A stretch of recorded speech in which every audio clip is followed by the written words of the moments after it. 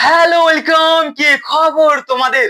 আমি তোমাদের ফ্রেন্ডস দা চলে এসেছি তড়িৎ প্রবাহ ও অহমের সূত্রের পার্ট 3 নিয়ে, যেখানে আমরা গণকোষ, তড়িৎ প্রবাহের ফল এবং অহমের সূত্র সম্পর্কে আলোচনা করব। সেটা অনেক সহজ আর মজার সাথে, তাই তাই তাই চাপের কোনো ব্যাপার নেই। আর প্রতিবারের মতো একটাই কথা, যদি ক্লাসের মধ্যে কোথাও কোনো রকম প্রবলেম বা ডাউট থেকে যায়, তোমরা কিন্তু কমেন্ট আমাকে জানাতে বলো না। তাহলে চলো আর বেশি কথা না বাড়িয়ে শুরু করা যাক আজকের টপিক। দাদা দাদা আমরা জানি তড়িৎ উৎস হিসেবে আমরা একটি তড়িৎ কোষ বা একটি ব্যাটারিকে ব্যবহার করতে পারি। আবার সেই তড়িৎ কোষকে আমরা দুটি ভাগে ভাগ করতে পারি। একটা হচ্ছে প্রাথমিক কোষ বা প্রাইমারি সেল, এবং আরেকটা হচ্ছে গণকোষ বা সেকেন্ডারি সেল। আমরা আরো দেখেছিলাম যে আমরা আমাদের এই প্রাথমিক কোষকে শুধুমাত্র একবারই ব্যবহার করতে পারি, আর গণকোষকে আমরা চার্জিং বা আহিতকরণের সাহায্যে বারবার ব্যবহার করতে পারি। এই সম্পর্কে আশা করি কোনো সমস্যা আমাদের এখন পর্যন্ত নেই। দাদা যদি কোনো সমস্যা বা ডাউট থেকে থাকে তো প্লিজ কমেন্ট আমাকে জানাও, কারণ পুরো কমেন্ট বক্সটা ফাঁকা পড়ে আছে শুধুমাত্র তোমার জন্য মেরে ভাই। ঠিক আছে দাদা, এরপর কি? এরপর আমরা আরো জানি যে আমরা আমাদের একটি গণকোষের মধ্যে চার্জিং বা আহিতকরণের সাহায্যে তড়িৎ শক্তিকে রাসায়নিক শক্তি রূপে সঞ্চয় করে রাখি। তার জন্য আমাদের একটি গণকোষকে সঞ্চয়ক কোষ বা একটি স্টোরেজ সেলও বলা হয়। কোনো সমস্যা আছে? নাই দাদা, আবার বলছি যে আমাদের তড়িৎ কোষকে আমরা দুটি ভাগে ভাগ করতে পারি। একটা হচ্ছে প্রাথমিক কোষ বা প্রাইমারি সেল, এবং আরেকটা হচ্ছে গণকোষ বা সেকেন্ডারি সেল। এবং আমরা দেখেছিলাম যে আমাদের প্রাথমিক কোষ বা প্রাইমারি সেলকে আমরা শুধুমাত্র একবারই ব্যবহার করতে পারি, কারণ তার মধ্যে যে সক্রিয় উপাদানগুলো নিষ্ক্রিয় হয়ে যায় সেগুলিকে কিন্তু আবার সক্রিয় করে তোলা সম্ভব হয় না। তাই আমরা আমাদের প্রাথমিক কোষ বা প্রাইমারি সেলকে শুধুমাত্র একবারই ব্যবহার করতে পারি। ঠিক আছে, একদম ঠিক। এবং আমাদের যে গণকোষ বা সেকেন্ডারি সেল, সেটিকে আমরা চার্জিং বা আহিতকরণের সাহায্যে অনেকবার ব্যবহার করতে পারি। তার কারণটা হচ্ছে যে একটি গণকোষ বা একটি সেকেন্ডারি সেলের মধ্যে যে সক্রিয় উপাদানগুলি ডিসচার্জের ফলে নিষ্ক্রিয় হয়ে পড়ে, সেই নিষ্ক্রিয় উপাদানগুলিকে আমরা আবার চার্জিং বা আয়তনের সাহায্যে সক্রিয় করে তুলতে পারি। কোনো সমস্যা আছে না? এই সম্পর্কে আমরা আগের দিনই তো ভালো করে জেনেছি, ঠিক কিনা? হ্যাঁ, কোনো সমস্যা নেই। এবং আমরা আমাদের এই সেকেন্ডারি সেল বা গণ সেলকে আমরা একটি সঞ্চয়ক বা একটি স্টোরেজ সেলও বলে থাকি। তার কারণটা হচ্ছে কি, যে আমরা চার্জিং বা আহিতকরণের সাহায্যে কোনো তড়িৎ উৎস থেকে তড়িৎ শক্তিকে রাসায়নিক শক্তি রূপে আমরা এই আমাদের এই যে গণকোষ তার মধ্যে সঞ্চয় করে রাখি, এবং তারপর যখন আমাদের প্রয়োজন হয় তখন সেই সঞ্চয় করে রাখা রাসায়নিক শক্তিটাকে আবার তড়িৎ শক্তিতে রূপান্তরিত করা হয়, এবং সেটিকে আবার আমরা কিন্তু তড়িৎ শক্তি রূপে আমরা সেটিকে ব্যবহার করি। কোনো সমস্যা আছে? কোনো সমস্যা নেই। তাহলে এখন যদি বলা হয় যে দুটি গণকোষ বা সেকেন্ডারি সেল বা সঞ্চয়ক কোষ বা স্টোরেজ সেলের নাম বলো, তাহলে কি বলবে? আমরা কালকে দেখেছি যে একটা হচ্ছে আমাদের লেড অ্যাসিড সঞ্চয়ক বা গণকোষ, এবং আরেকটা হচ্ছে আমাদের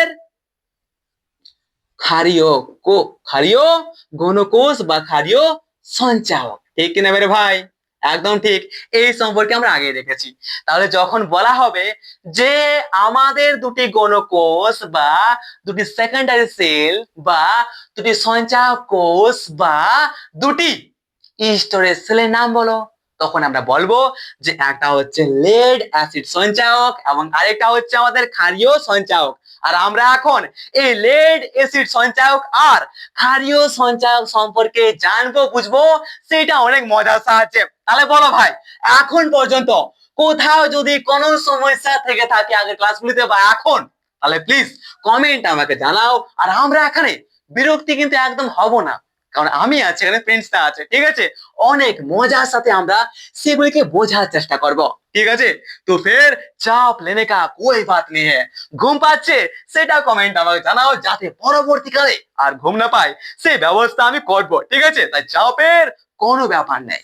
তাহলে এখন আমরা লেড অ্যাসিড, কি এখন আমরা লেড অ্যাসিড সঞ্চায়ক বা গৌণ কোষটি সম্পর্কে জানবো। লেড অ্যাসিড সঞ্চায়ক, lead acid accumulator. Okay okay মেরে ভাই, তো চলো এই লেড অ্যাসিড সঞ্চায়ক যে গৌণ কোষটি আছে সেই গৌণ কোষটি সম্পর্কে জানা যাক। কি? Lead acid accumulator. Okay, lead acid accumulator, ঠিক আছে? তো দেখো, আমরা যদি আমাদের এই গৌণ কোষটির ব্যাপারে, অর্থাৎ কি আমাদের এই যে লেড অ্যাসিড সঞ্চায়ক গৌণ কোষটি আছে, এই গৌণ কোষ সম্পর্কে যদি আমরা বলতে চাই, তাহলে বলতে পারি যে আমাদের এটি হচ্ছে লেড অ্যাসিড সঞ্চায়ক, হচ্ছে একটি গৌণ কোষ বা একটি সঞ্চায়ক কোষ, এবং এটিকে 1859 খ্রিস্টাব্দে 1859 খ্রিস্টাব্দে আমাদের ফরাসি বিজ্ঞানী গ্যাস্তন প্লাতে আবিষ্কার করেছিলেন। কে করেছিলেন? গ্যাস্তন পাতে। কে করেছিল?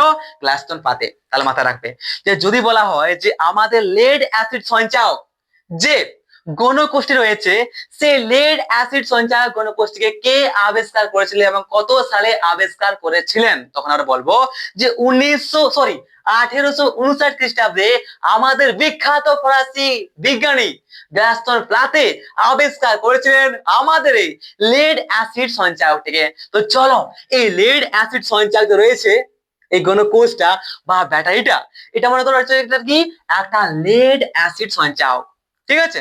তো এই লেড অ্যাসিড সঞ্চায়কের ভিতরে কি কি সক্রিয় উপাদান রয়েছে সেই সম্পর্কে আমরা জানবো, আর এর মধ্যে সেই সক্রিয় উপাদানগুলো কিভাবে কাজ করে সেই সম্পর্ক আমরা কিন্তু বুঝবো, ঠিক আছে? তো চিন্তার কোনো ব্যাপার নেই, একদম মজার সাথে নেওয়ার চেষ্টা করো, ঠিক আছে? ভয়ের কোনো কারণ নেই। আর যদি কোথাও ডাউট হয় বা প্রবলেম ক্রিয়েট হয়, তাহলে নোটস তো আছেই, খাতা কলম, তাড়াতাড়ি নোটস করে নাও, ঠিক আছে? আর কমেন্ট আমাকে জানাবো, ওকে? ঠিক আছে, চলো ভাই। তো দেখো, আমরা বলতে পারি যে আমাদের নাম্বার 1 কি হচ্ছে, সক্রিয় উপাদানগুলি সম্পর্কে জানা যাক।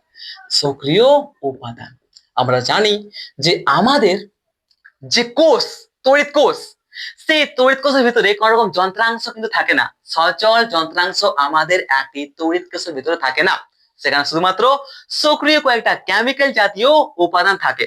ঠিক তেমনই আমাদের এই লেড অ্যাসিড সঞ্চায়ক হচ্ছে একটা তড়িৎ কোষ, ঠিক না? হ্যাঁ, বলতে পারি তড়িৎ কোষের যে ভাগ গৌণ কোষ, তারই হচ্ছে একটা উদাহরণ বা এক্সাম্পল হচ্ছে একটা আমাদের কি, লেড অ্যাসিড সঞ্চায়ক, যাকে আমরা চার্জিং বা আহিতকরণের সাহায্যে বারবার ব্যবহার করতে পারি। আমাদের বাড়ির যে ইনভার্টার আছে, ইনভার্টারটা বা আমার যে মোবাইলটা আছে, সেই মোবাইলে কি, সেই মোবাইলের যে ব্যাটারিটা, সেটাকে আমরা কি চার্জিং এর সাহায্যে বারবার কিন্তু ব্যবহার করতে পারি, ঠিক কিনা?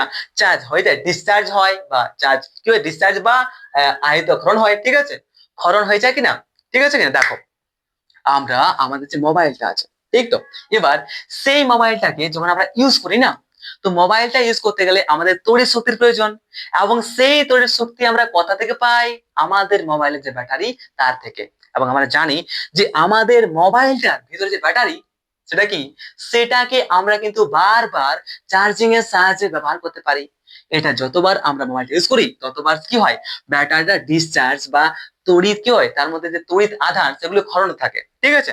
তো ডিসচার্জিং হয়, তারপর আবার আমরা সেটাকে চার্জ বা আয়তন করি। মানে বলতে পারি যে আমাদের একটি স্মার্টফোন বা যে কোনো মোবাইলের ভিতরে যে চার্জার আছে, সেটা কিন্তু আমাদের একটি লেড অ্যাসিড সঞ্চায়ক বা একটি গৌণ কোষ এর মতনই কিন্তু থাকে। ওকে, ঠিক আছে কিনা? একদম ঠিক। বাট আমাদের মোবাইলের ভিতরে যে আসল ব্যাটারি, সেটা হচ্ছে একটা ক্ষারীয় সঞ্চায়ক। কি? ক্ষারীয় সঞ্চায়ক। সেই সম্পর্কে আমরা একটু পরে বলছি, বেশি কথা বাড়াচ্ছি না, সরি, ঠিক আছে? আমরা কিন্তু সিলেবাসের বাইরে চলে যাচ্ছি, সিলেবাসের বাইরে আমরা যাব না, যাতে ইন্টারেস্ট বেশি আমাদের বাড়ে, তার জন্য কিন্তু আমরা এটাকে বললাম। ওকে, কোনো ব্যাপার নাই। চল দাদা, তাহলে কি যে আমরা জানবো প্রথম যে লেড অ্যাসিড সঞ্চায়ক যে রয়েছে ব্যাটারি বা কোষটি, সেই লেড অ্যাসিড সঞ্চায়ক ঘনকোষটির ভিতরে আমাদের কি কি সক্রিয় উপাদান রয়েছে। তো মনে করো এটা হচ্ছে আমাদের ধনাত্মক দিক, এটা হচ্ছে আমাদের ঋণাত্মক দিক। যেহেতু জানি যে আমাদের ব্যাটারির দুটো দিক থাকে, একটা থেকে ধনাত্মক, একটা থেকে ঋণাত্মক, জানি কি না? একদম ঠিক। তো বাস, তো নিয়েছে কি আমরা একটা ব্যাটারি নিয়েছি বা একটা তড়িৎ কোষ, যেটি হচ্ছে কি লেড অ্যাসিড সঞ্চায়ক। তার লেড অ্যাসিড সঞ্চায়ক বা ঘনকোষ আমরা নিয়েছি, যার এটা হচ্ছে ধনাত্মক দিক এবং এটা হচ্ছে ঋণাত্মক দিক। এরপর আমরা জানবো বা আমি বলছি যে আমাদের একটি লেড অ্যাসিড সঞ্চায়কের ভিতরে কি কি সক্রিয় উপাদান থাকে। নোটস করো। লেড ডাইঅক্সাইড, এই যে ধনাত্মক দিক, এই ধনাত্মক দিকটিতে আমাদের লেড লেড ডাই অক্সাইড থাকে। কি?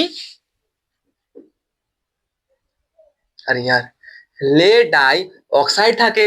এবং আমাদের এই যে ঋণাত্মক তড়িৎদ্বার, এই সাইডে আমরা একদম ফাঁপা ও নরম ধাতব লেড ব্যবহার করি। ফাঁপা ও নরম ধাতব লেড। এবং আমাদের মাঝখানে থাকে তড়িৎ বিশ্লেষ্য পদার্থ। সেই তড়িৎ বিশ্লেষ্য পদার্থ হিসেবে আমরা এখানে আমাদের 1.25 আপেক্ষিক গুরুত্ব বিশিষ্ট লঘু সালফিউরিক অ্যাসিড আমরা ব্যবহার করি। ওকে, ঠিক আছে। তাহলে দেখো যে যদি বলা হয় যে লেড অ্যাসিড সঞ্চায়কের ভিতরে আমাদের কি কি সক্রিয় উপাদান থাকে, তাহলে কি বলবো? লেড ডাইঅক্সাইড, ফাঁপা ও নরম ধাতব লেড, এবং আমাদের তড়িৎ বিশ্লেষ্য পদার্থ হিসেবে থাকে আমাদের 1.25 আপেক্ষিক গুরুত্ব বিশিষ্ট লঘু সালফিউরিক অ্যাসিড। তাহলে কি যে আমরা একটি লেড অ্যাসিড সঞ্চায়ক বা গণকোষের ভিতরে তিনটি সক্রিয় উপাদান ব্যবহার করি। ধনাত্মক তড়িৎদ্বারের দিকে আমরা রাখি আমাদের লেড ডাইঅক্সাইড, ঋণাত্মক তড়িৎদ্বারের দিকে আমরা ইউজ করি আমাদের ফাঁপা ও নরম ধাতব লেড, এবং আমরা এই ঋণাত্মক তড়িৎদ্বার এবং ধনাত্মক তড়িৎদ্বারের মাঝখানে আমরা তড়িৎ বিশ্লেষ্য পদার্থ হিসেবে ব্যবহার করি আমাদের 1.25 আপেক্ষিক গুরুত্ব বিশিষ্ট লঘু সালফিউরিক অ্যাসিড। এটা মাথার মধ্যে রাখবে। ওকে, আর কিছু বলছি না, একদম ঠিক আছে। তাহলে কি আমাদের লেড অ্যাসিড সঞ্চায়কের ভিতরে তিনটি সক্রিয় উপাদান থাকে। একটা হচ্ছে কি লেড ডাইঅক্সাইড, ফাঁপা ও ধাতব লেড, এবং আরেকটা হচ্ছে আমাদের 1.25 আপেক্ষিক গুরুত্ব বিশিষ্ট লঘু সালফিউরিক অ্যাসিড। কি কি? 1.25 আপেক্ষিক গুরুত্ব বিশিষ্ট লঘু সালফিউরিক অ্যাসিড, ফাঁপা ও ধাতব লেড এবং লেড ডাইঅক্সাইড। এই তিনটি সক্রিয় উপাদান আমরা একটি কি হয় লেড অ্যাসিড সঞ্চায়কে ব্যবহার করে থাকি। কোন সমস্যা আছে? কোন সমস্যা নাই। আমাদের এই যে 1.25 আপেক্ষিক গুরুত্ব বিশিষ্ট, সেটাকে আমরা মাঝখানে এক রাখি। এটা কি? এটা আমাদের তড়িৎ বিশ্লেষ্য পদার্থ হিসেবে কাজে লাগে। বা সেটাকে আমরা আমাদের যে আছে 1.25 আপেক্ষিক গুরুত্ব বিশিষ্ট লঘু সালফিউরিক অ্যাসিড, সেটা কি করি আমরা তড়িৎ বিশ্লেষ্য পদার্থ হিসেবে সেটাকে আমরা ব্যবহার করি। ঠিক আছে, বলতে পারি কিনা? একদম ঠিক। তো আর বেশি বলছি না। ওকে, বেশি কথা বলে কনফিউশন সৃষ্টি হবে, তাই এতটাই বলছি। এর পরে ধাপে চলো। তাহলে কি সক্রিয় উপাদান সম্পর্কে জানলাম, এরপর আমরা আমাদের এই কোষটির তড়িৎ চালক বল সম্পর্কে জানবো। কিরে, এই কোষটি যেটা আছে, এই কোষটির তড়িৎ চালক বল সম্পর্কে জানবো। তো এটা শুনে রাখো যে আমাদের এই যে রয়েছে, যখন আমাদের এই কোষটি এই লেড অ্যাসিড সঞ্চায়ক বা গণকোষটি সম্পূর্ণ সম্পূর্ণ আহিত অবস্থায় বা সম্পূর্ণ চার্জ মানে ফুল চার্জ অবস্থায় আছে। কিরে, আমরা কি জানি যে আমরা আমাদের এই কোষটিকে বা ব্যাটারি দিয়ে কি করি? চার্জিং করি। ঠিক আছে কিনা? একদম ঠিক। তাহলে আমরা যখন দেখতে পাই যে আমাদের এই লেড অ্যাসিড সঞ্চায়ক বা গণকোষটি যখন ফুল চার্জে থাকে, ফুল চার্জ বা সম্পূর্ণ আহিত অবস্থায় যখন আমাদের এই কোষটি থাকে, তখন তার মধ্যে যে তড়িৎ চালক বল তার পরিমাণটা হয় 2.2 ভোল্ট।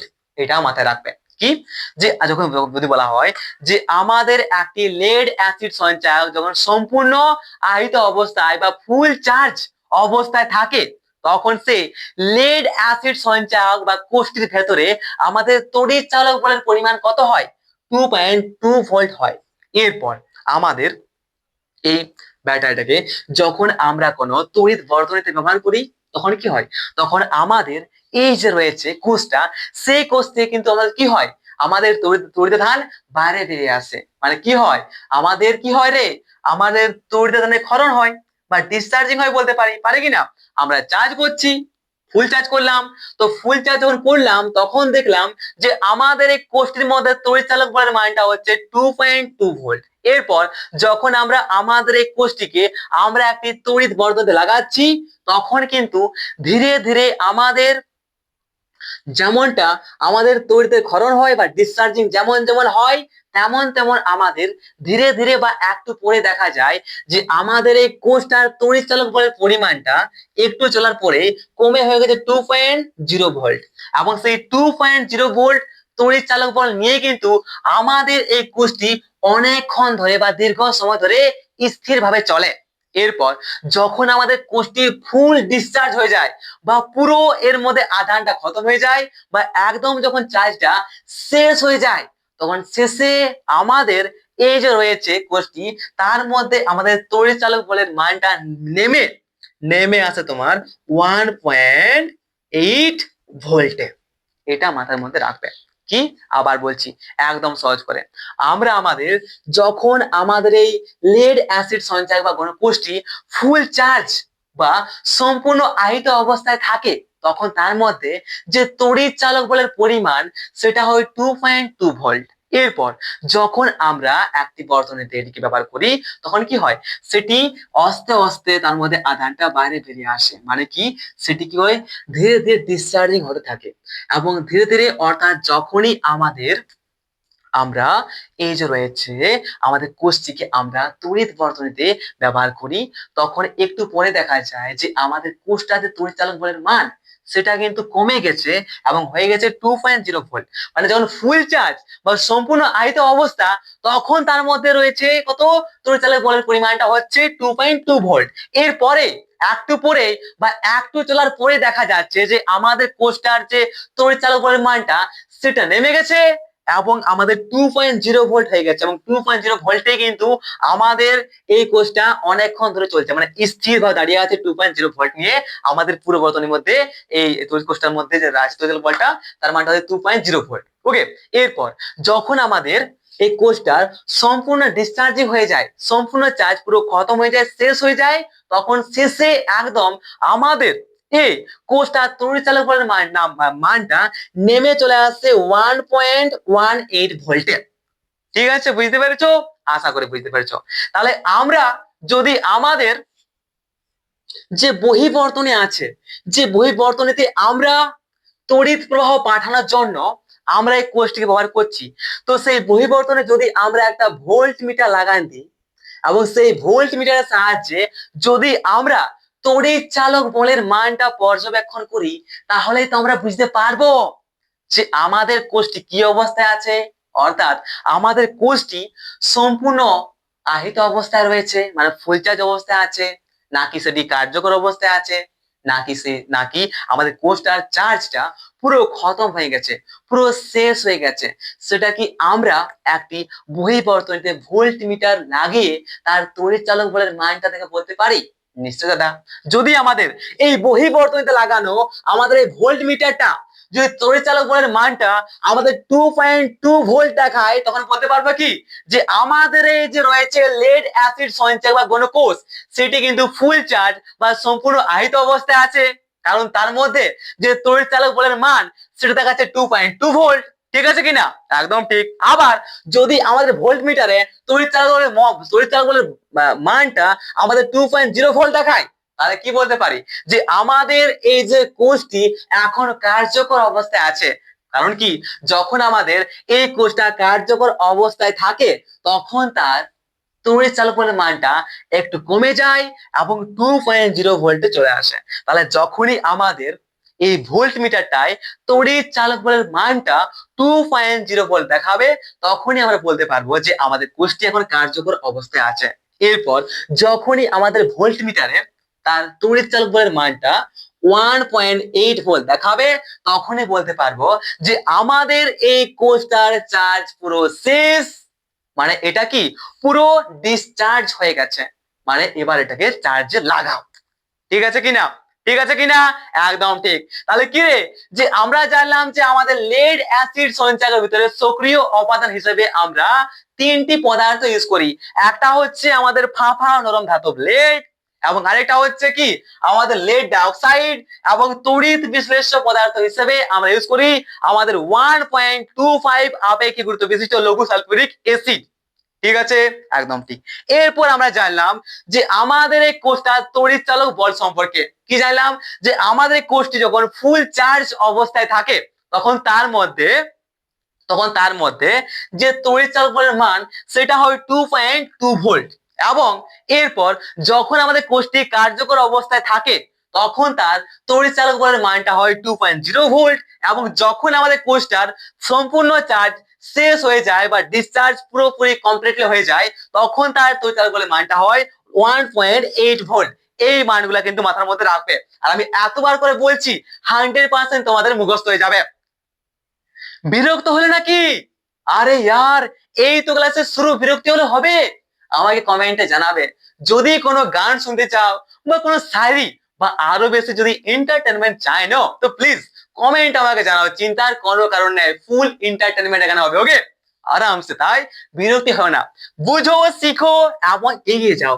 বিরক্ত হওয়ার মতো কোনো এখানে কিন্তু চান্স নেই। ওকে, ঠিক আছে, চলো ভাই। এরপর আমরা আমাদের যে লঘু সালফিউরিক অ্যাসিডটা ব্যবহার করেছি আমাদের তড়িৎ বিশ্লেষ্য পদার্থ হিসেবে, সেই লঘু সালফিউরিক অ্যাসিডের আপেক্ষিক গুরুত্ব সম্পর্কে একটু বুঝে নেওয়া যাক। ওকে, ঠিক আছে তো? একদম ঠিক। তাহলে লঘু সালফিউরিক অ্যাসিডের আপেক্ষিক গুরুত্ব। লঘু সালফিউরিক অ্যাসিডের আপেক্ষিক গুরুত্ব। ওকে ওকে, দেখো দেখো ভাই, লঘু সালফিউরিক অ্যাসিডের আপেক্ষিক গুরুত্ব দেখো। আমরা আমাদের ফুল চার্জ অবস্থায় আছে, তো যখন আমাদের, ঠিক আছে, যখন আমাদের এই কোষটা ফুল চার্জ অবস্থায় থাকে না, ফুল চার্জ থাকে যখন এই কোষটার, ঠিক আছে, বা সম্পূর্ণ আহিত অবস্থায় যখন এই কোষটি থাকে, তখন তার যে আপেক্ষিক গুরুত্বের মান, তখন সেই লঘু সালফিউরিক অ্যাসিডের আপেক্ষিক গুরুত্বের মান থাকে আমাদের 1.25, ঠিক আছে, 1.25। এরপর যখনই আমরা আমাদের এই কোষটিকে আমরা কাজে লাগাই, তখন সেই কোষটা আমাদের কার্যকর অবস্থায় আসার পরে ধীরে ধীরে কি হয়, সেটা ডিসচার্জ হতে থাকে। ঠিক আছে, তো ডিসচার্জ হওয়ার সাথে সাথে কি হয়, তার যে সালফিউরিক অ্যাসিড, লঘু সালফিউরিক অ্যাসিড, তার পরিমাণটা কি হয়, ধীরে ধীরে কম থাকে, এবং যত পরিমাণে আমাদের লঘু সালফিউরিক অ্যাসিডটা কমতে থাকে ততই তার কি হয়, আপেক্ষিক গুরুত্বের মানটা কমতে থাকে, এবং আপেক্ষিক গুরুত্বের মানটা কমতে কমতে শেষে যখন আমাদের ফুললি কমপ্লিটলি পুরো একদম ডিসচার্জ হয়ে যায়, পুরো চার্জ শেষ হয়ে যায়, তখন আমাদের এই লঘু সালফিউরিক অ্যাসিডটার যে আপেক্ষিক গুরুত্ব তার মানটা নেমে হয়ে যায় 1.8। কত? 1.8। তাহলে মাথার মধ্যে রাখবে যে আমাদের যখন এই লেড অ্যাসিড সঞ্চায়ক বা ঘনকোষটি সম্পূর্ণ আহিত অবস্থায় বা ফুললি চার্জ অবস্থায় থাকে, তখন তার যে আপেক্ষিক গুরুত্ব সেটা হয় 1.25। আর দেখো আমরা সেটাই করেছি, যে আমরা যখন আমাদের এই কোষটিকে আমরা ইউজ করি বা যখন আমরা এটাকে তৈরি করি, তখন তার মধ্যে আমরা 1.25 আপেক্ষিক গুরুত্ব বিশিষ্ট লঘু সালফিউরিক অ্যাসিড ইউজ করি। এরপর যখন আমাদের এটা কার্যকর অবস্থায় থাকে তখন কি হয়, ধীরে ধীরে এর চার্জ কিন্তু কমতে থাকে, এর তড়িৎ ক্ষরণ হয়। এবার তড়িৎ ক্ষরণের সময় কি হয়, এর ভেতরে যে সালফিউরিক অ্যাসিড মানে সক্রিয় উপাদান, সেটা কি হয়, সক্রিয় উপাদান কোনটা আমাদের এটাও তো সক্রিয় উপাদান না, লঘু সালফিউরিক অ্যাসিড, তাহলে কি হয় যে এটাও নিষ্ক্রিয় থাকে, মানে এটা কমতে থাকে। ঠিক আছে, ধীরে ধীরে। ওকে, ঠিক আছে। তো আমাদের এই লঘু সালফিউরিক পরিমাণটা ধীরে ধীরে কমতে কমতে নিষ্ক্রিয় হতে হতে পুরো একদম কমে তার আপেক্ষিক গুরুত্বের মানটা 1.8 হয়ে যায়। বুঝতে পারলে তো? আশা করি বুঝতে পারলে। একদম বাচ্চাদের মতো করে বললাম।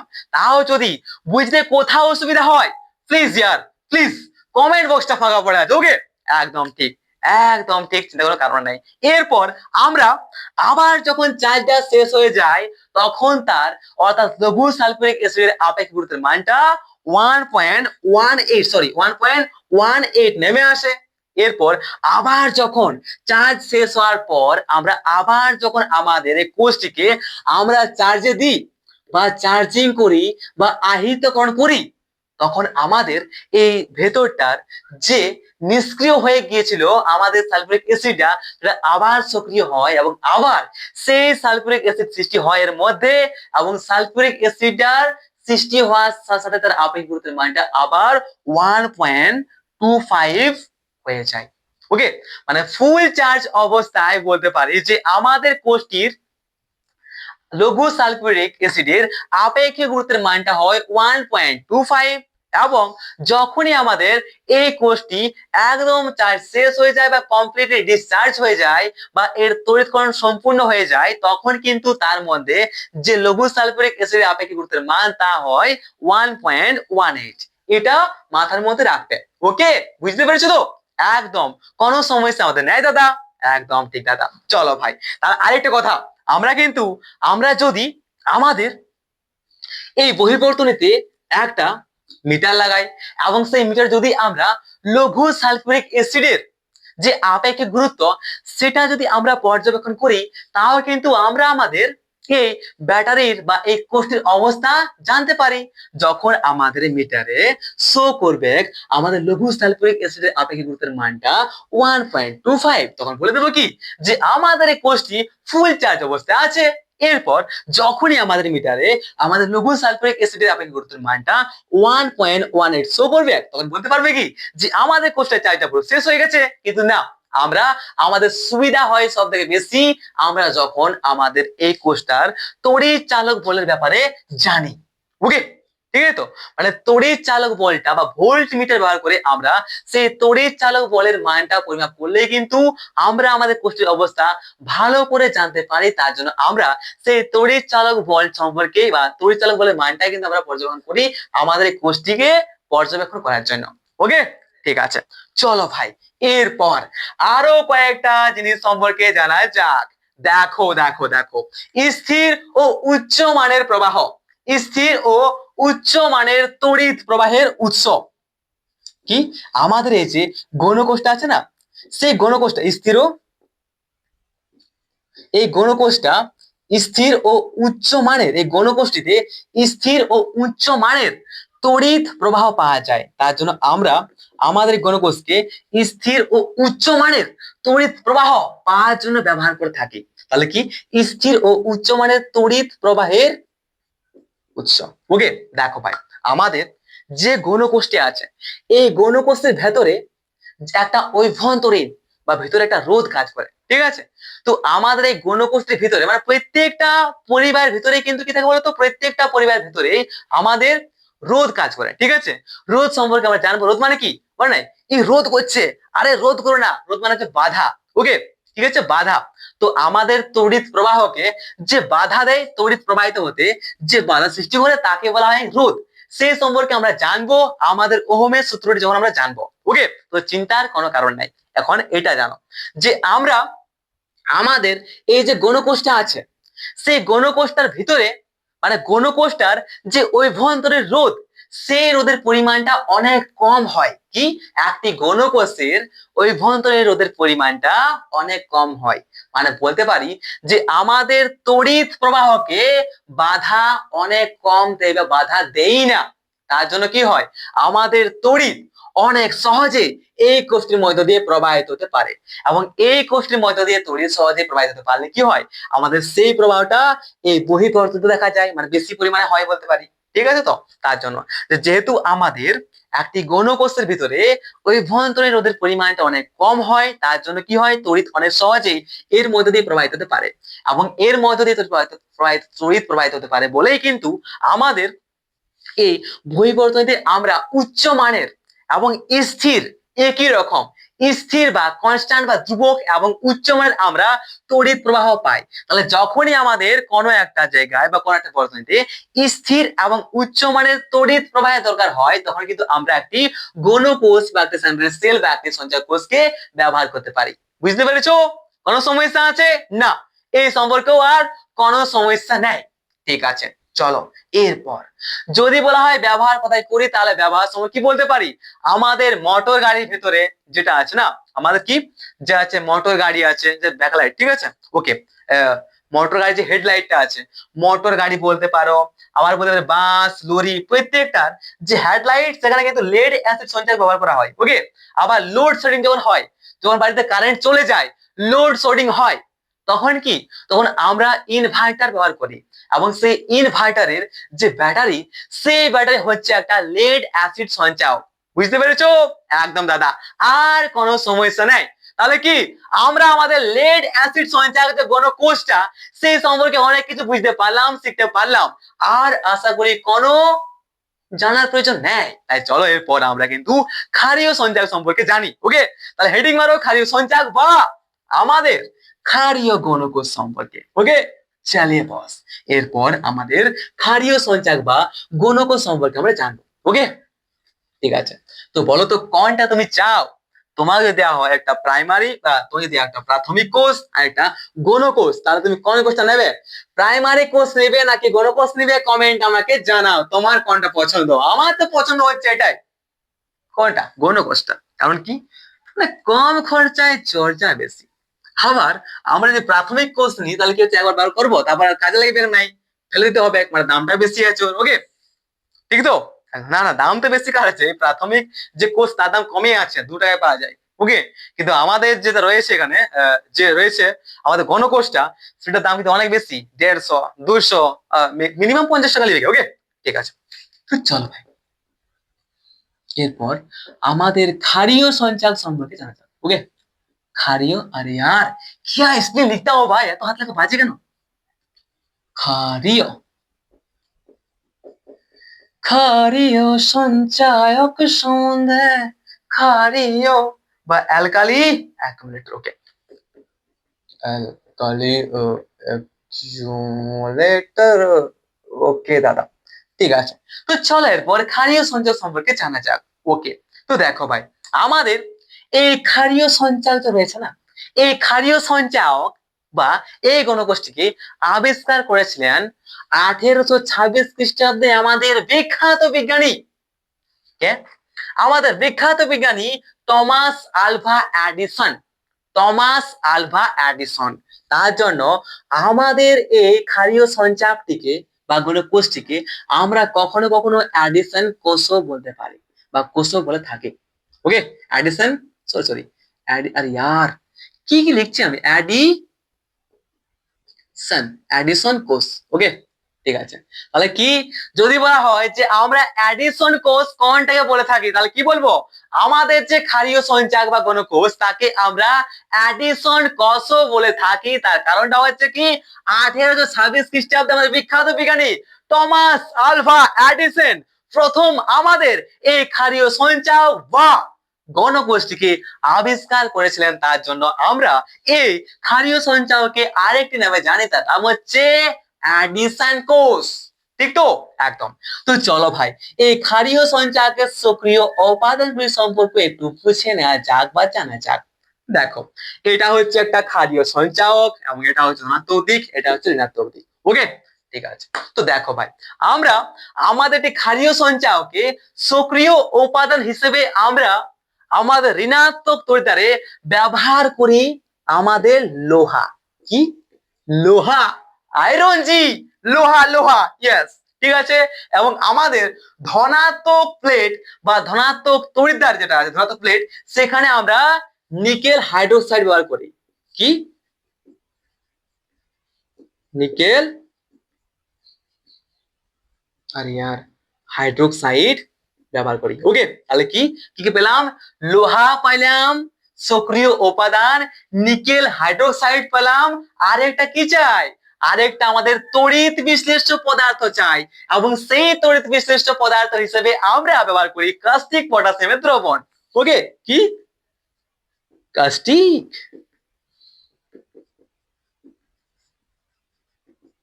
পটাশিয়ামের দ্রবণ। ওকে, কি কাস্টিক পটাশিয়ামের দ্রবণ। ওকে, তাহলে কি বলতে পারলাম যে আমরা আমাদের একটি ক্ষারীয় সঞ্চায়কে তিনটি সক্রিয় উপাদান ব্যবহার করি, যেটা হচ্ছে লোহা, নিকেল হাইড্রোক্সাইড এবং কাস্টিক পটাশিয়ামের দ্রবণ। কি লোহা, নিকেল হাইড্রোক্সাইড এবং কাস্টিক পটাশিয়ামের কি রে কাস্টিক পটাশিয়ামের দ্রবণ।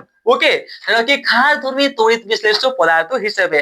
তার জন্য এটিকে নিকেল লোহা সঞ্চায়ক, তার জন্য কি এটিকে নিকেল লোহা সঞ্চায়ক বা একটি নাইকো বলা হয়, বা নিকেল লোহা সঞ্চায়ক বা একটি নাইক কোষও আমাদের বলা হয়ে থাকে কিরে আমাদের এই ক্ষারীয় সঞ্চায়কটিকে। ওকে, ঠিক আছে দাদা, চলো।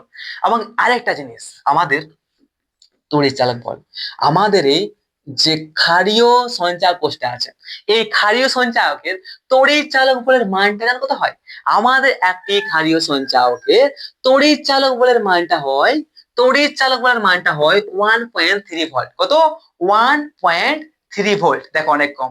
কি যে আমাদের একটি ক্ষারীয় সঞ্চায়কের তড়িৎ চালক বলের মানটা হয় 1.3 ভোল্ট, যেটা হচ্ছে অনেক কম, এবং এর অভ্যন্তরীণ রোধ আর কর্মদক্ষতা বা ইফিসিয়েন্সি মানে কাজ করার যে ক্ষমতা, সেটা কিন্তু অনেক কম হয় আমাদের লেড অ্যাসিড সঞ্চায়কের তুলনায়। ওকে, এটা মাথায় রাখবে। একদম ঠিক দাদা। তাহলে কি লেড অ্যাসিড সঞ্চায়কের তুলনায় অনেক কম এর কর্মদক্ষতা বা কার্যকর ক্ষমতা বা ইফিসিয়েন্সি এবং এর অভ্যন্তরীণ রোধ। ঠিক আছে, তো বাহ্যিক কারণে কোষটির ক্ষতিগ্রস্ত হওয়ার সম্ভাবনা প্রায় নেই বললেই চলে, কারণ এই কোষটা যা শক্ত থাকে না, লোহা দিয়েছে, নিকেল দিয়েছে, মানে কি আমাদের এই যে কোষটা আছে, এই কোষটা বিরাট শক্ত হয়, মানে এটা পেছন বাইরে মারে মারে ভাঙতে পারবি নাই। মনে আছে যে আমরা আমাদের টর্চ লাইটে আগে গোল গোল এত লম্বা লম্বা ব্যাটারি ইউজ করতাম, সেই ব্যাটারি গুলো হচ্ছে কি একটা ক্ষারীয় সঞ্চায়ক। বুঝতে পারলে? বুঝতে পারলে তো? দেখবে ওটা ভাঙলে পেয়ে যাবে তুমি কি যে কাস্টিক পটাশিয়ামের দ্রবণ পেয়ে যাবে তোরা ভাঙলে। ঠিক আছে, আবার পেয়ে যাবে তোমরা লোহা পেয়ে যাবে, আবার নিকেল হাইড্রোক্সাইডে পেয়ে যাবে। ওকে, ঠিক আছে, আর ভেঙে দেখবে, ভাঙতে পারবে, অতটা শক্ত নাই। ঠিক আছে, চলো। তাহলে দেখো ভাই, আমাদের এই লেড অ্যাসিড সঞ্চায়ক একটা কথা, আমরা তখন থেকে লেড অ্যাসিড সঞ্চায়ক আর ক্ষারীয় সঞ্চায়ক সম্পর্কে পড়লাম, বাট এই যে লেড অ্যাসিড সঞ্চায়ক এবং এই ক্ষারীয় সঞ্চায়ক, এই সমস্ত কোষগুলা বা ব্যাটারিগুলা অনেক বড় হয়। আর আমরা দেখতে পাই কি যে মোবাইলটা অনেক ছোট আমাদের, তো আমরা সেই সমস্ত ছোট ছোট জিনিসপত্রে বা ইলেকট্রনিক ডিভাইস বা মোবাইলে বা অন্য কথায় ব্যবহার করি বা ক্যালকুলেটারে ব্যবহার করার জন্য আমাদের ছোট ছোট কিন্তু সেল বা কোষ চাই। ঠিক আছে, তার জন্য আমরা এইরকমই লেড অ্যাসিড সঞ্চায়ক বা ক্ষারীয় সঞ্চায়ক বাদ দিয়ে কি করি আমরা বলতো, অনেক বড় আজকাল আমরা ছোট ছোট আকারের যন্ত্র যেমন টর্চ, ক্যালকুলেটর, ডিজিটাল ঘড়ি, ডিজিটাল ক্যামেরা ইত্যাদিতে আমরা ব্যবহারের জন্য কয়েক ধরনের ছোট শুল্ক গৌণ কোষ বা ড্রাই সেকেন্ডারি সেল আবিষ্কৃত হয়েছে। ঠিক আছে, এবং ওগুলো ব্যবহার করা হয় কি ড্রাই সেকেন্ডারি সেল বা গৌণ কোষগুলো ব্যবহার করা হয়, এবং ছোট বহনযোগ্য চার্জারের মাধ্যমে যেগুলিকে আহিত করে নেওয়া হয় এবং তারপর বিভিন্ন যন্ত্রে কাজে লাগানো হয়, এটা আমরা বলতে পারি। ওকে, তো চলো, হয়েছে যা হয়েছে হয়েছে। ঠিক আছে, এরপর আমরা গৌণ কোষের সামর্থ্য ও কর্মদক্ষতা মানে ইফিসিয়েন্সি আর ক্যাপাসিটি সম্পর্কে জানবো, যে কার কত ক্যাপাসিটি। ওকে, কার কত ক্যাপাসিটি আর কার কত সামর্থ্য বা ইফিসিয়েন্সি, সেই সম্পর্কে এবার আমরা বুঝবো। ওকে, চলো ভাই, চলো চলো চলো। এরপর জানবো কি আমরা গৌণ কোষের সামর্থ্য বা ক্যাপাসিটি এবং কর্মদক্ষতা বা ইফিসিয়েন্সি সম্পর্কে। একটি গৌণ কোষের সামর্থ্য কত, একটা গৌণ কোষের কর্মদক্ষতা কত, সেই সম্পর্কে আমরা বুঝবো।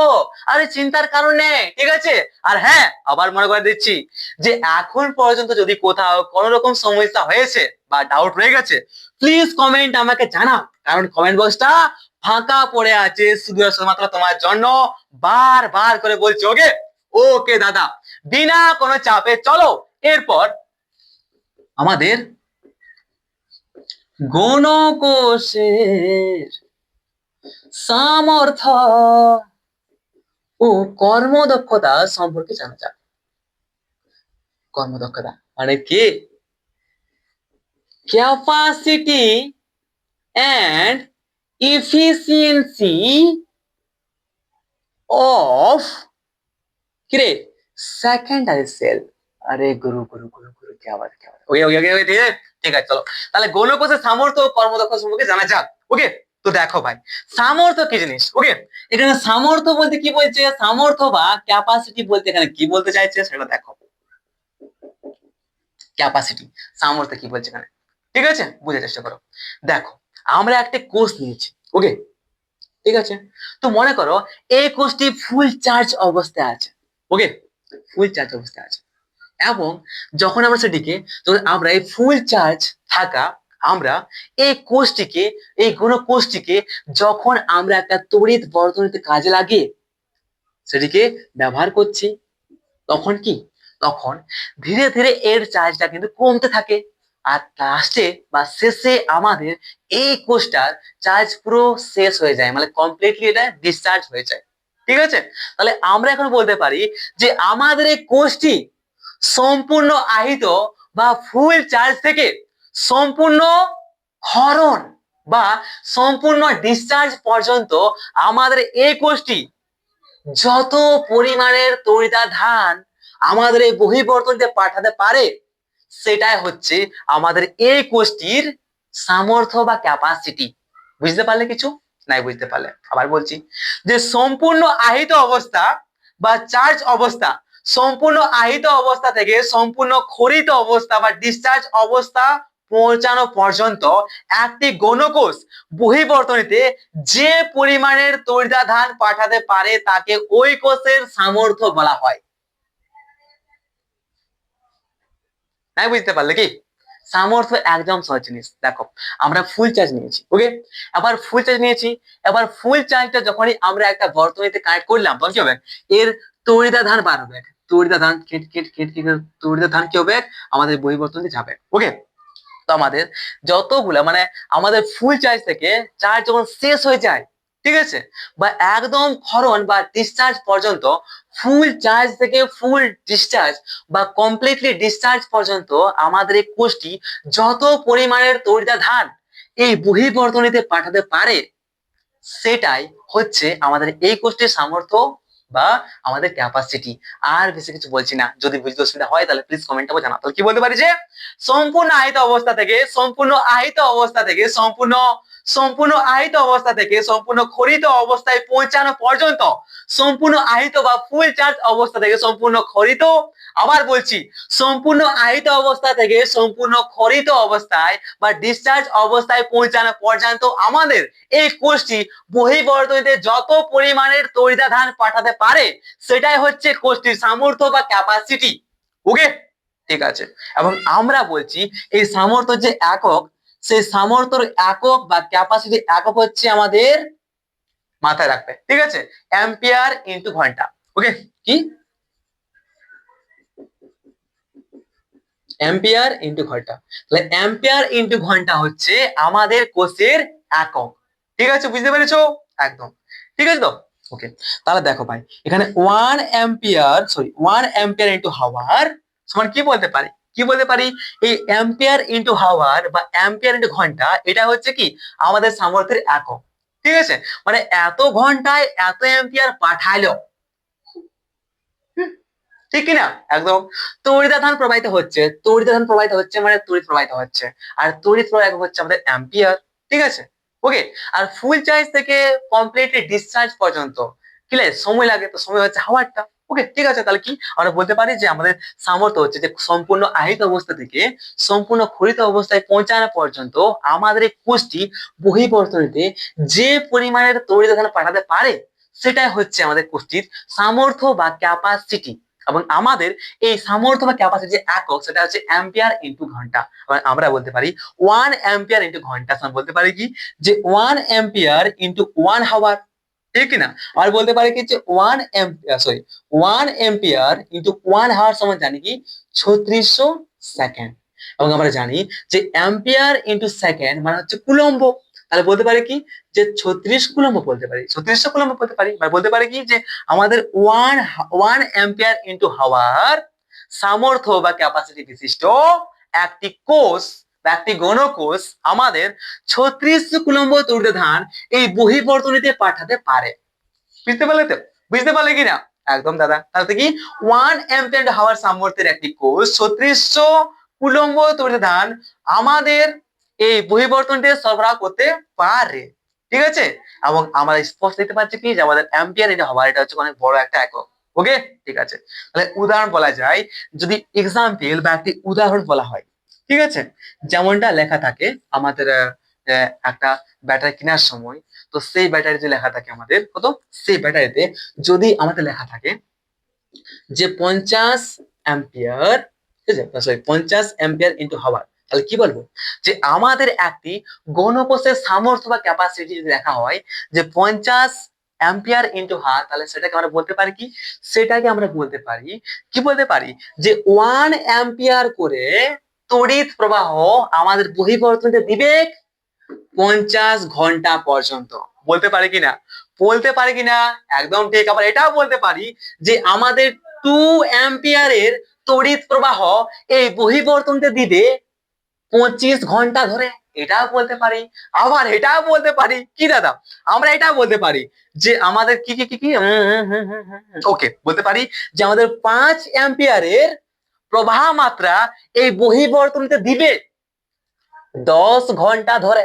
বলতে পারি কিনা, মানে কিছুই বলতে পারি। ওকে, তাহলে এটা হচ্ছে কি আমাদের একটি কোষের সামর্থ্য, তাহলে কি একটি গণকোষের সামর্থ্য 50 অ্যাম্পিয়ার ইন্টু হাওয়ার বলতে বোঝায় যে আমাদের কোষটি 1 অ্যাম্পিয়ার তড়িৎ প্রবাহ পাঠাবে 50 ঘন্টা ধরে আমাদের বহিবর্তনীতে, বা হতে পারে এটাও যে 2 অ্যাম্পিয়ারের তড়িৎ প্রবাহ পাঠাবে আমাদের 25 আওয়ার ধরে, বা 5 অ্যাম্পিয়ারের তড়িৎ প্রবাহ পাঠাবে 10 আওয়ার ধরে। कुछ भी আমরা বলতে পারি, কোনো সমস্যা আমাদের নেই এতে। ওকে, ঠিক আছে, কোনো সমস্যা আমাদের নেই দাদা। চলিয়ে বস ফির দেখতে হ্যাঁ। এরপর আমরা দেখবো কর্মদক্ষতা বা ইফিসিয়েন্সি সম্পর্কে আমাদের একটি গণকোষের। ওকে, চলিয়ে বই দেখ লেতে হ্যাঁ, বই মজে সে। বুঝতে পারছো তো কি বলছি? আরে यार বুঝতে পারি যাবে নিশ্চয়ই, ঠিক আছে। এতদিন ধরে আমরা পড়ছি একসাথে, তাও যদি বুঝতে অসুবিধা হয় তাহলে यार প্লিজ কমেন্ট আমাকে জানাও। ওকে, চাপের কোনো ব্যাপার নাই, আমি যে পার্সোনাল হোয়াটসঅ্যাপ নাম্বার সেখানে তোমাকে বোঝাবো পার্সোনালি, চিন্তার কোনো কারণ নেই, ফ্রি অফ কস্ট। ওকে, তো চিন্তার কি আছে, জাস্ট আমি একটা কথাই বলি যে ইন্ট্রোভার্ট হও না, এক্সট্রোভার্ট হও। প্রশ্ন করো, যতক্ষণ পর্যন্ত এক্সট্রোভার্ট না হচ্ছ, প্রশ্ন না করছো, ততক্ষণ পর্যন্ত তোমরা কিন্তু আগাতে পারবে না। আমি কিন্তু এটা পরিষ্কার করে বলেছি, মাই এক্সপিরিয়েন্স ফ্রম দিস। ওকে, আমার এক্সপিরিয়েন্স বলছি। ওকে, চিন্তার কোনো কারণ নেই, ঠিক আছে দাদা। চলো এরপর দেখো আমাদের কর্মদক্ষতা সম্পর্কে। ওকে, কর্ম দক্ষতা একটি গণকোষের কর্মদক্ষতা বা ইফিসিয়েন্সি, এবং আমরা যে কোনো বস্তুর কর্মদক্ষতা বা এফিসিয়েন্সিকে আমরা একটি সিম্বল দ্বারা বোঝাই, সেটা হচ্ছে আমাদের ইটা। এটা মাথায় রাখবে, আশা করি জানো এটা, ঠিক আছে তো একদম। আবার জানো তো যে আমাদের কোনো একটা বস্তুর ইফিসিয়েন্সি বার করতে গেলে আমরা জানো কি করি, আমাদের ইনপুট বাই আউটপুট হবে, আর এটাই হচ্ছে আমাদের কোনো বস্তুর ইফিসিয়েন্সি। ঠিক আছে, মানে আমরা একটা বস্তু নিয়েছি, ঠিক আছে, আবার সেই বস্তুটা তৈরি করতে যদি আমরা 10 টাকা খরচা করি, তাহলে কি হচ্ছে, ওই 10 টাকা খরচা করেছি, তো 10 টাকা হচ্ছে কি আমরা 10 টাকা খরচা করেছি, মানে একটা বস্তুকে তৈরি করতে আমরা 10 টাকা খরচা করেছি, আর 10 টাকা হচ্ছে কি আমাদের ইনপুট। বলতে পারি 10 টাকা আমরা দিয়েছি, 10 টাকা ইনপুট, এবং আমরা সেই বস্তুটাকে বিক্রি করে যদি 5 টাকা পাই, ঠিক আছে, তাহলে কি বলবো যে 5 টাকা আমরা আউটপুট পেয়েছি। ওকে, তাহলে এটা হচ্ছে কি আমাদের আউটপুট 5 টাকা। তাহলে আমরা যখনই আমাদের এই 5/10 করে দেবো ইনপুট বাই আউটপুট, বা আউটপুট বা আউটপুট ইনপুট, তখনই সেটা হয়ে যাবে কি আমাদের ইফিসিয়েন্সি। ওকে, বা কর্মদক্ষতা। ঠিক আছে তো একদম। সিমিলার জিনিস এখানে আমরা বুঝবো। দেখো ভাই, আমরা সবাই জানি যে আমাদের কর্মদক্ষতা কি হচ্ছে সেটা বুঝে নাও, বা এফিসিয়েন্সি কি জিনিস। দেখো, আহিতকরণের সময় একটা গণকোষ নিয়েছি, এবার সেই গণকোষটিকে আহিতকরণ বা চার্জ যখন করি আমরা, তখন চার্জিং এর সময় আমরা কি করি, আমরা চার্জিং এর সময় আমরা বেশি তড়িৎচালক বল বিশিষ্ট কোনো একটা উৎস থেকে আমরা সেটাকে চার্জ করি, এবং আমরা চার্জ করার সময় যতটা পরিমাণে তড়িৎ শক্তি আমরা এই গৌণকোষটার ভেতরে সঞ্চয় করি, এরপর যখন আমরা সেটিকে ইউজ করি বা ব্যবহার করি, তখন তার থেকে কিন্তু ঠিক অতটা পরিমাণের আমরা আউটপুট পাই না, অতটা পরিমাণে কিন্তু আমরা তড়িৎ শক্তি পাই না। মানে যতটা আমরা ইনপুট করি তার থেকে আমরা কিন্তু অনেক কম পাই আউটপুটটা। ঠিক আছে, এটা প্র্যাকটিক্যালি হয়, এটা মাথার মধ্যে রাখবে। কারণ কি, মনে করো আমরা 10 এম্পিয়ার কি হচ্ছে না, আমরা 10 বা 3600 কুলম্ব তড়িৎ ধারণ এর হয়ে গেল, বা আমাদের তড়িৎ শক্তি এর মধ্যে আমরা 50 দিলাম, ঠিক আছে। এরপর যখন আমরা সেটাকে ইউজ বা ব্যবহার করি তখন কি হয়, তখন সেটি অনেক অনেক রকম নষ্ট হয়। তার জন্য কি হয়, আমরা মনে করো 50 দিলাম আর লাস্টে পেলাম কত, 46 পাই গেলাম বা 47 পাইলাম, মানে 3-4 পাই না আমরা, ঠিক আছে। মানে যত আমরা ইনপুট করি, আউটপুটটা দিচ্ছে তো আমরা চার্জ দিই, তাতে আমরা কমে পাই। আর এটাই হচ্ছে আমাদের কর্মদক্ষতা। যখন আমরা কি করবো, আউটপুট বের করে দেবো, তখন আমরা কর্মদক্ষতা পেয়ে যাবো। ওকে, বুঝতে পারলে না? বুঝতে পারলে না? বুঝতে পারলে না? না, আরে চিন্তার কোনো কারণ নাই। ওকে, এবার আমরা বুঝবো। ওকে, তো চাপের কোনো ব্যাপার নাই, ঠিক আছে। আমি ভিডিওটা লং করতে চাই না। ওকে, ঠিক আছে। দেখো, আহিতকরণের সময় কোন গণকোষে যে পরিমাণের তড়িতাধান আহিতকরণ বা চার্জিং এর সময় আমরা যে পরিমাণের তড়িতাধান এই কোষটির মধ্যে পাঠাই, ঠিক আছে, পাঠাই, ক্ষরণের সময় ডিসচার্জিং এর সময় ততটা তড়িতাধান পাওয়া যায় না। তাহলে আমরা এই প্রাপ্ত মানে আউটপুট এবং প্রদত্ত মানে ইনপুট, এই প্রাপ্ত ও প্রদত্তের যে অনুপাত, সেই অনুপাত থেকে আমরা বলে থাকি কি, আমাদের কর্মদক্ষতা বা ইফিসিয়েন্সি একটি ঘনকোষের। ওকে, কি প্রদত্ত মানে ইনপুট দিয়েছে, এটা প্রদত্ত তড়িতাধান এবং আমাদের কি প্রাপ্ত, এটা পেয়েছে আউটপুট, প্রাপ্ত তড়িতাধান, এটাই হচ্ছে আমাদের একটি ঘনকোষের কর্ম দক্ষতা বা ইফিসিয়েন্সি। এটা মাথার মধ্যে মনে রাখবে। ওকে, এটা মাথার মধ্যে মনে রাখবে। এবং প্রাপ্ত প্রদত্ত তড়িতাধানের অনুপাতকে অ্যাম্পিয়ার ঘন্টা কর্মদক্ষতা বলা হয়। কি বলা হয়? অ্যাম্পিয়ার ঘন্টা কর্মদক্ষতা বলা হয়। কি বলা হয়? আমরা এটাকে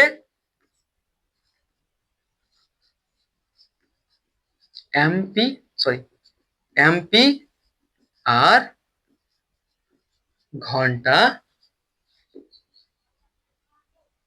কর্মদক্ষতা বলে থাকি, ঠিক আছে। অ্যাম্পিয়ার ঘন্টা কর্মদক্ষতা আমরা এটাকে বলে থাকি, ঠিক আছে। ওকে, ঠিক আছে, কোনো সমস্যা আমাদের নাই। ওকে, ঠিক আছে।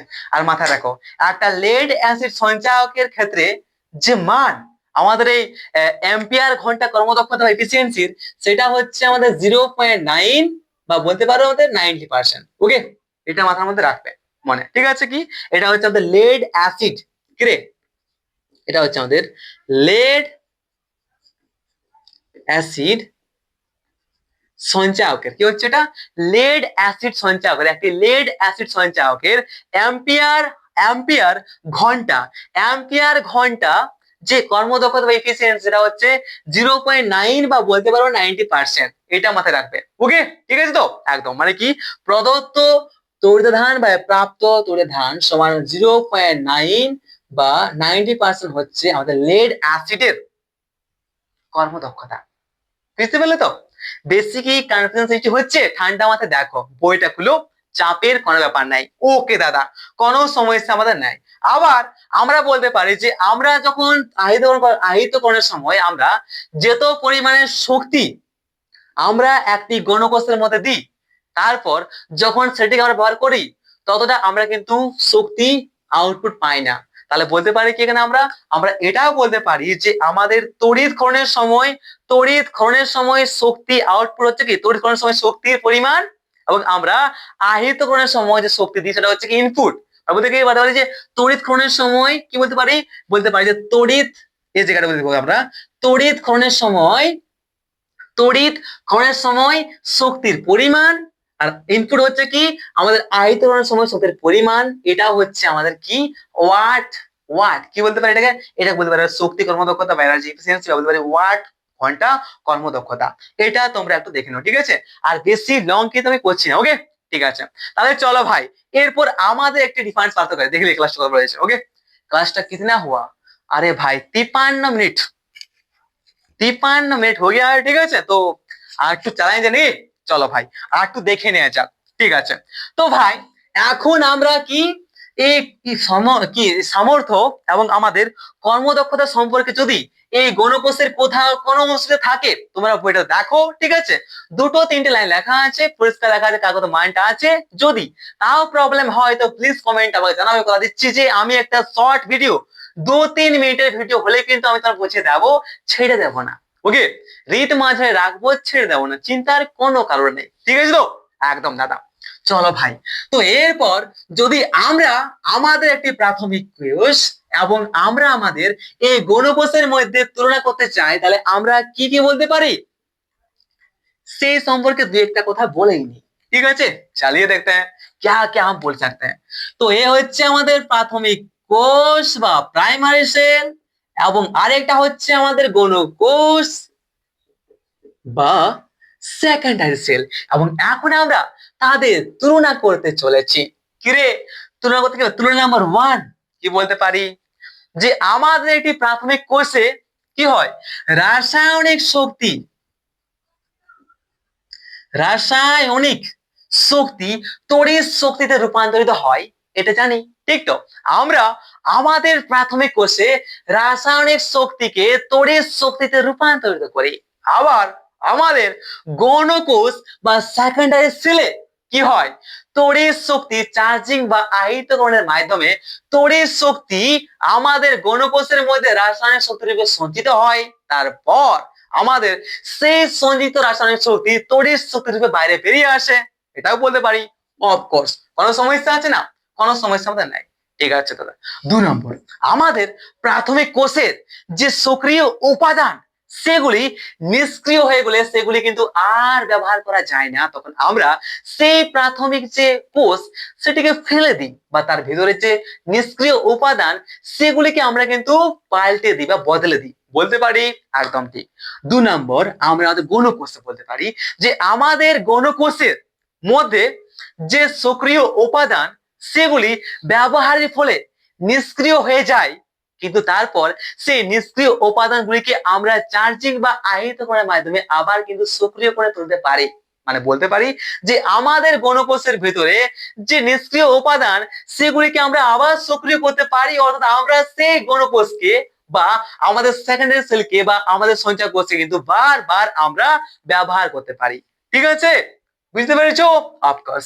কি কি বলছি শোনো, কি কি বলছি শোনো, বোঝার চেষ্টা করো। আমরা যেটা পড়েছি, ঠিক আছে, তা লিখছি না, একদম ঠান্ডা মাথায় বলছি। ওকে, কি দেখো, যখনই আমরা প্রাথমিক কোষ আর একটি আমাদের গৌণকোষ সম্পর্কে আমরা তুলনা করতে বলতে পারবো কি, যে আমাদের প্রাথমিক কোষে কি হয়, রাসায়নিক শক্তি তড়িৎ শক্তিতে রূপান্তরিত হয়। আবার আমাদের গৌণকোষে কি হয়, তড়িৎ শক্তি রাসায়নিক শক্তিতে রূপান্তরিত হয়ে তার মধ্যে সঞ্চিত থাকে, তারপর সেই সঞ্চিত রাসায়নিক শক্তি তড়িৎ শক্তি রূপে বাইরে বেরিয়ে আসে, বলতে পারি তো? একদম ঠিক। 2 নম্বর বলতে পারি যে আমাদের প্রাথমিক কোষের ভিতরে সক্রিয় উপাদান সেগুলি নিষ্ক্রিয় হয়ে গেলে সেগুলিকে দ্বিতীয়বার আর সক্রিয় করে তোলা যায় না, অর্থাৎ আমরা আমাদের সেই প্রাথমিক কোষটিকে ফেলে দিই, বা তার ভিতরে যে নিষ্ক্রিয় উপাদান সেগুলিকে আমরা পরিবর্তন করে দিই। ঠিক আছে, একদম ঠিক। আবার আমাদের গণকোষ যেটা আছে, সেই গণকোষের ভিতরে সক্রিয় উপাদান সেগুলি নিষ্ক্রিয় হয়ে পড়লে আমরা সেই নিষ্ক্রিয় উপাদানগুলিকে আবার চার্জিং বা আয়তনের মাধ্যমে আবার সক্রিয় করে তুলতে পারি, অর্থাৎ আমরা সেই গণকোষকে বারবার বা আবার ব্যবহার করতে পারি। অফকোর্স, কোনো সমস্যা আমাদের নাই। একদম ঠিক। 3 নম্বর বলতে পারি যে আমাদের একটি প্রাথমিক কোষের ভিতরের একটি প্রাথমিক কোষের ভিতরের বা অভ্যন্তরীণ যে রোধ সেটা অনেক বেশি হয়। তো আমাদের একটি প্রাথমিক কোষের ভেতরে অভ্যন্তরীণ রোধটা অনেক বেশি হওয়ার জন্য আমাদের সেই প্রাথমিক কোষের মধ্যে নিয়ে তড়িৎ প্রবাহটা শান্তিতে প্রবাহিত হতে পারে না, তাকে বাধা সৃষ্টি করে। আর যত বেশি আমাদের একটি তড়িৎ কোষের ভিতরে থাকে রোধ, তত বেশি কি হয়, তত কিন্তু তার মধ্যে দিয়ে কম পরিমাণে তড়িৎ প্রবাহিত হতে পারে। সেই সম্পর্কে আমরা বুঝবো, একটু পরে জানবো যখন আমরা ওহমের সূত্র সম্পর্কে পড়বো। ওকে, চিন্তার কোনো কারণ নাই। একদম দাদা। এরপর আমরা এখানে বলতে পারি যে আমাদের গণকোষের ভিতরের বা অভ্যন্তরীণ রোধ কিন্তু অনেক কম, তার জন্য তার মধ্যে দিয়ে তড়িৎটা অনেক আরামসে পার হতে পারে। তার জন্য আমাদের একটি গণকোষে উচ্চমানের এবং স্থির মানের তড়িৎ প্রবাহ অনেকক্ষণ সময় ধরে পাওয়া যায়। ঠিক আছে তো? একদম দাদা। এরপর 3 নম্বর আমরা বলতে পারি যে আমাদের কিরে, আমাদের সাধারণত ভোল্টেজ উৎস হিসেবে ব্যবহৃত হয় প্রাথমিক কোষ, এবং ভোল্টেজ উৎস হিসেবে আমাদের গণকোষও কিন্তু ব্যবহৃত হতে পারে বা ব্যবহার করতে পারি, ব্যবহার করি আমরা। ওকে, তার বেশি কিছু বলছি না। ঠিক আছে তো? চলো ভাই, এরপর আরেকটা সম্পর্কে জানা, অর্থাৎ কি, আমাদের তড়িৎ প্রবাহের ফল সম্পর্কে জেনে নি। চার্জটা অফ হয়ে যায়। তড়িৎ প্রবাহের ফল। তো চলো, যখন আমাদের তড়িৎ প্রবাহিত হয় একটা বহিঃবর্তনীতে, বা একটা ধাতুর মধ্য দিয়ে বা যে কোনো একটা জায়গায় যখন আমাদের তড়িৎ প্রবাহিত হয় তখন সেই তড়িৎ প্রবাহের ফলে আমাদের কি কি হয় সেই সম্পর্কে আমরা বুঝবো। তড়িৎ প্রবাহের ফল বা ইফেক্ট সম্পর্কে এখন আমরা বুঝবো। ওকে, ববি আমি সহজে দুই একটা কথা বলবো, একদম ঠান্ডা মাথায়, একদম মাথার মধ্যে প্রবেশ করে যাবে, চিন্তার কোনো কারণে, একদম সহজ জিনিস, ঠিক আছে। चिंता लेने का कोई बात नहीं है, रिस्क लेने का कोई बात नहीं, आराम से रहने का। ओके, चलिए बस देखते हैं। তড়িৎ প্রবাহের ফল, effect, effect of current flow. Okay, তড়িৎ প্রবাহের ফল সম্পর্কে জানবো। তো দেখো ভাই, আমাদের একটি তড়িৎ উৎসের কাজ হচ্ছে আমাদের বহির্বর্তনীতে কি, একটি তড়িৎ উৎসের কাজ হচ্ছে আমাদের বহির্বর্তনীতে তড়িৎ প্রবাহ পাঠানো। এবং যখনই আমাদের এই বহির্বর্তনীতে তড়িৎ প্রবাহিত হয় বা তড়িৎ প্রবাহ হয় তখন কিন্তু সেই তড়িৎ প্রবাহের ফলে কি কি হয় সেই সম্পর্কে এখন আমরা বুঝবো। ঠিক আছে, অর্থাৎ কি, আমাদের যে কোনো তড়িৎ উৎসের কাজ হচ্ছে বর্তনীতে তড়িৎ প্রবাহ পাঠানো, এবং তড়িৎ প্রবাহের ফল বা ইফেক্ট পুরোপুরি ডিপেন্ড করে যে আমরা বহির্বর্তনীতে কি কি যন্ত্র ইউজ করছি, ফ্যান ইউজ করছি নাকি লাইট ইউজ করছি নাকি একটা মেশিন ইউজ করছি। ওকে, তাহলে কি, যে আমাদের তড়িৎ প্রবাহের ফল নির্ভর করে আমরা আমাদের বহির্বর্তনীতে আমরা কি কি যন্ত্র ব্যবহার করছি, ফ্যান, লাইট, মেশিন যেটা ব্যবহার করব সেরকম আমরা ফল পাবো, ঠিক না?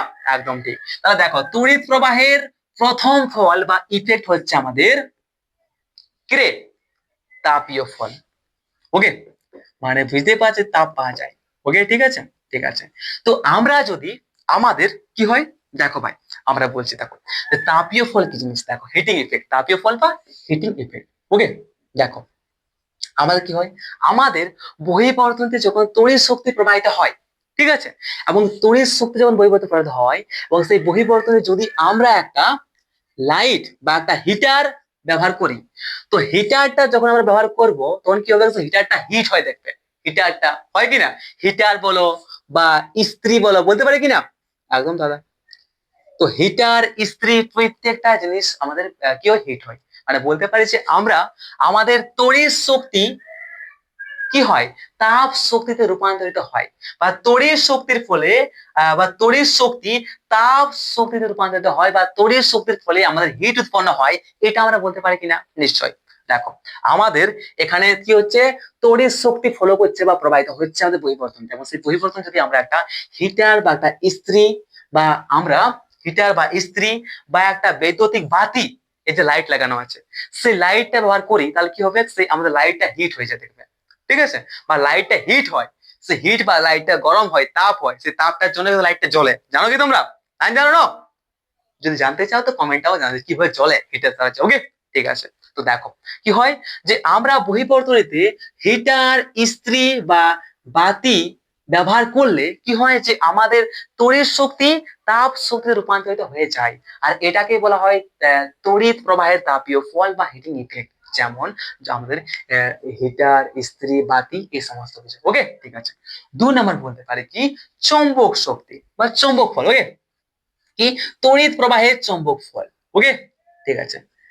Magnetic effect, heating effect, magnetic effect. ঠিক আছে, দেখো ভাই, আমরা যদি আমাদের এই বহির্বর্তনীতে একটা ফ্যান ব্যবহার করি, ঠিক আছে, তাহলে সেই ফ্যানটা কি হয়, যান্ত্রিক শক্তি চলে, এবং সেই ফ্যানটা যান্ত্রিক শক্তি কিন্তু ডাইরেক্ট আমাদের কারেন্ট থেকে পায় না, বুঝলে তো, মানে আমাদের তড়িৎ প্রবাহের বা তড়িৎ শক্তি কিন্তু ডাইরেক্ট আমাদের যান্ত্রিক শক্তিতে রূপান্তরিত হয় না। সেই তড়িৎ শক্তি প্রথমে আমাদের চৌম্বক শক্তিতে রূপান্তরিত হয়, তারপর সেই চৌম্বক শক্তি থেকে আমাদের যান্ত্রিক শক্তি রূপান্তরিত হয়, এবং তার ফলে আমাদের ফ্যানটা চলে। এটা মাথার মধ্যে রাখবে। মানে বলতে পারি কি, যে আমাদের তড়িৎ শক্তি কি হয়, তড়িৎ শক্তি চৌম্বক শক্তিতে রূপান্তরিত হয়, যেমন আমাদের তড়িৎ চুম্বক। ওকে, এটা মাথায় রাখবে। এটাকে বলা হয় কি, আমাদের তড়িৎ প্রবাহের চৌম্বক ফল বা চৌম্বকীয় ফল, ঠিক আছে, বা ম্যাগনেটিক ইফেক্ট। ওকে, 3 নম্বর হচ্ছে কি, আমাদের রাসায়নিক শক্তি বা রাসায়নিক ফল, ঠিক আছে, রাসায়নিক ফল বা কেমিক্যাল ইফেক্ট। ওকে, মানে তড়িৎ প্রবাহের রাসায়নিক ফল বা কেমিক্যাল এফেক্ট। ঠিক আছে, দেখো ভাই, আমাদের কি হয়, আমাদের তড়িৎ শক্তি রাসায়নিক শক্তিতে রূপান্তরিত হয়। কি হয়, তড়িৎ শক্তি আমাদের রাসায়নিক শক্তিতে রূপান্তরিত হয়। একটা এক্সাম্পল দিচ্ছি, আমরা আমাদের এই বহিঃবর্তনীতে তড়িৎ প্রবাহিত হচ্ছে এবং আমরা সেই তড়িৎ প্রবাহিত হচ্ছে আমাদের বর্তনীতে যদি আমরা হাত দিয়ে দিই এবং সেখানে যদি কোনো অন্তরক না থাকে তাহলে কি শর্ট খাবো। এবং কি হয়, শর্ট খাওয়ার পরে বা আমরা যখন ইলেকট্রিক শক খাই তখন কি হয়, যে আমাদের ভিতরে যে কেমিক্যাল রিয়েকশন বা আমাদের ভিতরে যে কেমিক্যাল রিয়েকশন আছে বডিটার, সেগুলো কি হয় পুরো একদম চেঞ্জ হয়ে যায়, পরিবর্তন হয়ে যায়, তার জন্য অনেক মারা যায় বা আমিও মরে যাই। ঠিক আছে না, তাহলে বলতে পারি কি, যে আমাদের এই তড়িৎ শক্তিটা আমার শরীরের মধ্যে ভিতরে গেল এবং সেই তড়িৎ শক্তি রাসায়নিক শক্তি রূপান্তরিত হলো, আর সেটাকে বলতে পারি আমরা কি, তড়িৎ প্রবাহের রাসায়নিক ফল। ঠিক আছে, বা কেমিক্যাল ইফেক্ট বলতে পারি কিনা, অফকোর্স বলতে পারি। তাহলে দেখো, যে কি তড়িৎ শক্তি রাসায়নিক শক্তিতে রূপান্তরিত হতে পারে, যেমন তড়িৎ বিশ্লেষণের সময়, তড়িৎ প্রলেপন, তড়িৎ প্রলেপন ইত্যাদি। ঠিক আছে, মানুষ বা অন্য প্রাণীতে বৈদ্যুতিক শক দিলে শরীরে বিভিন্ন উপাদানের রাসায়নিক পরিবর্তন ঘটে, অর্থাৎ এটিও তড়িৎ শক্তি রাসায়নিক শক্তিতে রূপান্তরিত হওয়ার ফল। লক্ষণীয়, তড়িৎ শক্তি সরাসরি শক্তির অন্য রূপগুলিতে, যেমন অর্থাৎ তাপ শক্তি, চৌম্বক শক্তি, চৌম্বক শক্তি এবং রাসায়নিক শক্তি বাদে অন্য কোনো শক্তিতে রূপান্তরিত হতে পারে না। ঠিক আছে, অন্য কোনো শক্তিতে রূপান্তরিত হতে পারে না। যেমন বৈদ্যুতিক বাতিতে আমরা আলোক শক্তি পাওয়ার আগে কিন্তু সেখানে কি হয়, আমরা বৈদ্যুতিক বাতিতে আলোক শক্তি কিন্তু ডাইরেক্ট পাই না। আমরা কি হয়, আমাদের তড়িৎ শক্তিটা তাপ শক্তিতে রূপান্তরিত হয় এবং সেই তাপ শক্তি থেকে আমরা কিন্তু আমাদের আলোক শক্তি পাই। ঠিক আছে, ঠিক তেমনই আমাদের যে ফ্যানটা আছে, সেই ফ্যানটা অর্থাৎ আমাদের তড়িৎ শক্তি ডাইরেক্ট কিন্তু আমাদের যান্ত্রিক শক্তিতে রূপান্তরিত হতে পারে না। আমাদের তড়িৎ শক্তি প্রথমে চৌম্বক শক্তিতে রূপান্তরিত হয়, তারপর সেই চৌম্বক শক্তি আমাদের যান্ত্রিক শক্তি রূপান্তরিত হয় এবং আমাদের ফ্যানটা চলে। এটা মাথার মধ্যে রাখবে। ঠিক আছে, ক্লাসটা অনেক লং হচ্ছে আর আমি কিন্তু অনেক বেশি বিরক্ত হচ্ছি, জানি না কেন, আমার এনার্জি পুরো শেষ হয়ে যাচ্ছে। তো ইয়ার আজকের ক্লাসটা এখানে শেষ করছি। ঠিক আছে, চাপের কোনো ব্যাপার নেই, আমরা পরের লেকচার নিয়ে আসি তাড়াতাড়ি। তো শেয়ার করে দাও তোমার প্রিয় ভাই বন্ধু বান্ধবীরা, নিজে সাবস্ক্রাইব করে রাখতে ভুলো না, কারণ দেখা হচ্ছে আমাদের পরের লেকচারে। আমরা পুরো কি, কোনো চাপ নেই। আর হ্যাঁ, যদি আমাদের এখন পর্যন্ত কোথাও কোনো রকম সমস্যা হয় ক্লাসের মধ্যে, প্লিজ কমেন্ট আমাকে জানাতে কিন্তু ভুলে যেও না। কারণ দেখা হচ্ছে কি পরের লেকচারে। সাবস্ক্রাইব আর শেয়ার করতে কিন্তু মোটেই ভুলে যাও না মেরে ভাই।